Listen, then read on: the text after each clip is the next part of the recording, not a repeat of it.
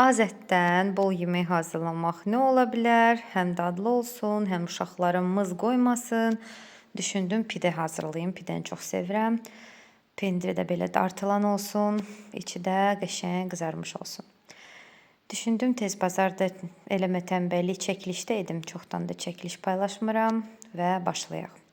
Deməli, mikserimizin içinə 1 stəkan ilıq süd, 1 stəkan ilıq su, 1 xörək qaşığı maya, duz, şəkər və un əlavə edib xəmir yoğururuq. Bu dəfə axır ki, bəxti açılmış, mikserimi çıxartdım ortaya. Dedim, bu dəfə də o əziyyət çəkib mənim üçün xəmir yoğursun. Həmişə əllərim əziyyət çəkir.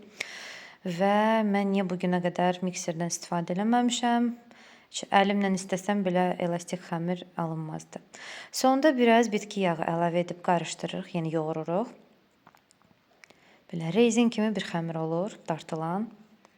İçliyimiz üçün biraz ət, pomidor, qırmızı biber, yaşıl biber, qırmızı soğan,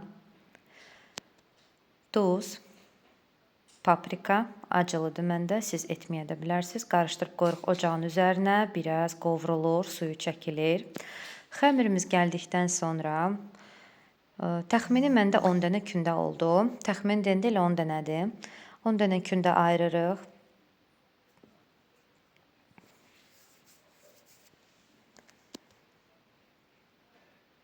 Kündələr o qədər yumşaq idi ki.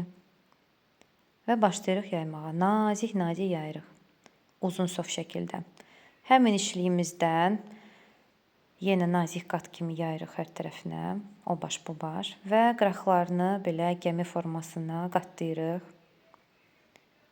Keçiririk sobamıza. Üzərinə mən pendirdə vurdum. Pendirli daha çox sevirəm. Vurmaya da bilərsiniz. Yəni artıq pendirsiz də belə hazırdır. Bişirin. Sobada 170-180 dərəcə belə baxır sizin sobanıza. Alt-üst rejimdə qızardırıq və nuş edirik. Məncə bəyənəcəksiniz.